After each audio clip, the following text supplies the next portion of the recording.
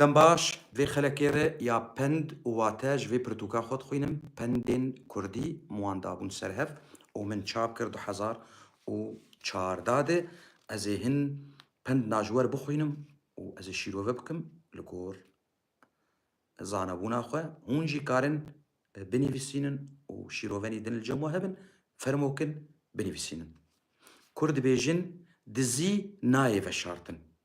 Çima? Dizî karekî ne baş e. Çi karêk ne baş, çi xwasî veşartî bimînin rojekê wê derkevin. Rojekê wê derkevin. Ji ber ku karê ne durist, karê ne qenc, karê ne baş, rojekê tê bihina wî karî derdikeve û ew kar tê xuyakirin. Ji ber vê hawî dibe dizî nayê veşartin. Ya din Kurd dibêjin destê camêran kes nagire. Çi wate ya vê gotineyî? Li hêlek din em bi rengek din jî dibêjin, em dibên kes destê camêra nagire. Li vir danîne destê camêran kes nagire. Gava mirovek bê bixwaze qencîkê bike, başîkê bike, destê xwe bavê ji kesên belengaz, kesên geda, alîkariyê wan bike û bê wê bixwaze ji bo bike. Bixwaze ji bo bike. Mero jêr dibêje çi? Mero dibêje destê camêran kes nagire. Yani kes wan qedexe nake. Kes kelema naxe ber riya wan. Tê camêriyê bike, fermoke bike, em ê jîşter bêjin spas û bijîşter. Ya din Kurd dibêjin destê xwe dixe qula mozan. Destê xwe dixe qula mozan. Moz ê got merevet din. Ew ê gib merevet din. Ev bi çi wateyê tê? Gava yek li teşqelê dikere, yek li pirsgirêka dikere. Yek wê her bela xwe bifiroşe kesnî ji xwe wana ê pirsgirêkan û teşqelçîn û cirawan nexweş e. Vî hawî dibêje destê xwe dixe qula mozan. Ê got dixwaze ew bi xwe işkence ji xwertîne, zehmetiyê ji xwertîne. Ev vî hawî tê gotin. Ya din Kurd dibêjin du xweda li ezmanan nabin. Du xweda li ezmanan nabin. Çima? Em bên ser asta malê, malbatek. Du sermiyan bin ew mal wê bê rûxandin çê nabe. Ji ber ku her yek wê bixwaze bi rengekî vê malê birêve bibe. Îja çawa ev cîhana mezin wê çawa du xweda jêr hebin. Çê nabe, wê xera bibe, wê bê rûxandin. Ber vêkê Kurda gotî du xweda li ezmanan nabin.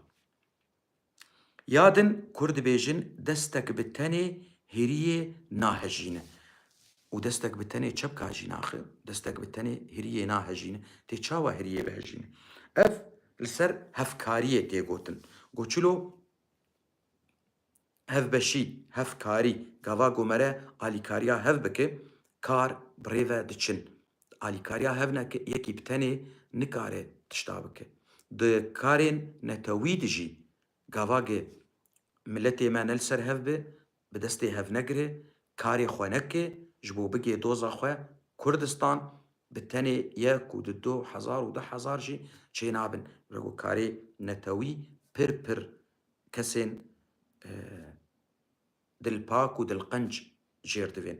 Îja ev jî wek mersera yan çîroka destê bi tenê heriyê nahejîne. Ya din Kurd dibêjin destê solbenda bellîne. Destê solbenda bellîne. Çima? Ji ber ku destê wan hingî sola çê dikin, saz dikin, didirûn. Çawa dibe? Destê wan reş dibe, zehmetî li ser xuya dibe. Ev tê bi çi wateyê? Tê bi wateya ev mirovên karkir, ev mirovên karkir li wan xuya dibe. Ne got mirovek bi carekê kar neke, tiştek bi destî wî nayê. Destî wek xwe dimîne. Nazik e, paqij e, spî ye. Vî rengî gemar lê tune. Lê mirovê kar dike, destî wî xuyan e. Ne tenê solbend, lê her kesê karkir. Ê got kar dike bi destê xwe. Ya din Kurd dibêjin destên çavbirçiyan dirêj e. Ev çi wateyê tê? Çima got çavbirçî ne zikbirçî. Ji ber ku ne wek hevin. Kesnî hene zigê wan birçî lê çavê wan têr e. Kesê çavbirçî ji ber ku têr nabe. Timî çavî wî li xwarina ji pêvî wî ye, لبێریکاش پێوی ویە لە دەستێش پێوی ویە ji bo wilo destê wan dirêj e destê xwe davên tiştê neêwan jî evana çavbirçîn e çavê wan ti carî têr nabe ji pêvî bi axê. Ya din Kur dibêjin destî wî tije garis e libek jê nakeve. Ev ser kê tê gotin? Sedî sed ser ê çavteng tê gotin.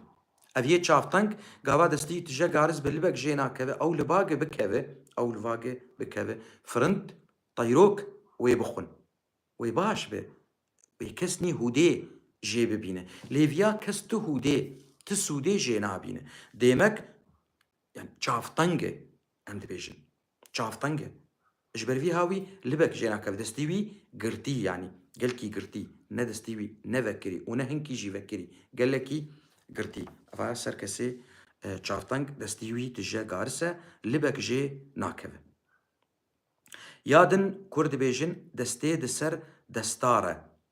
Daye heta cem xwe daye. Ev çema?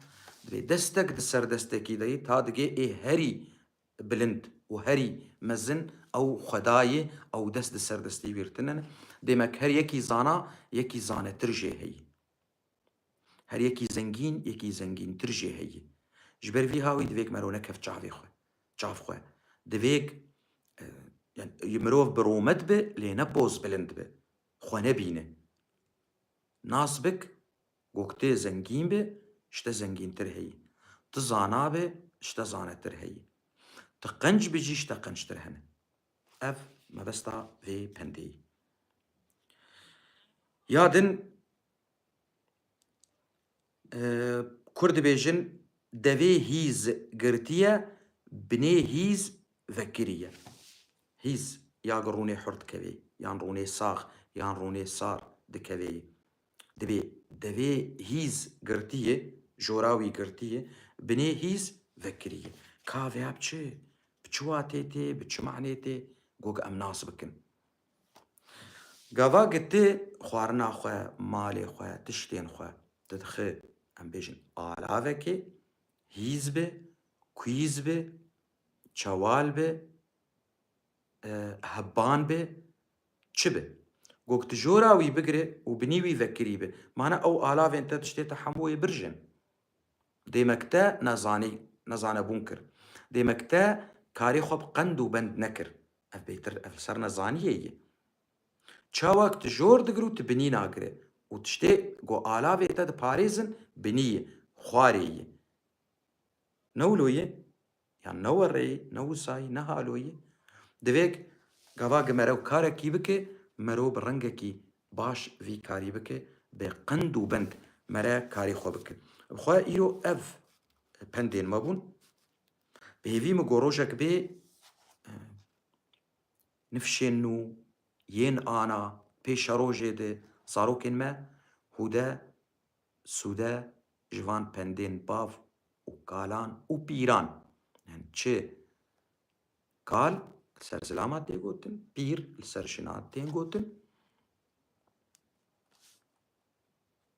Wan gotiye û bi deva gihaştî me em jî em ê bigînin zarokên xwe nifşên nû.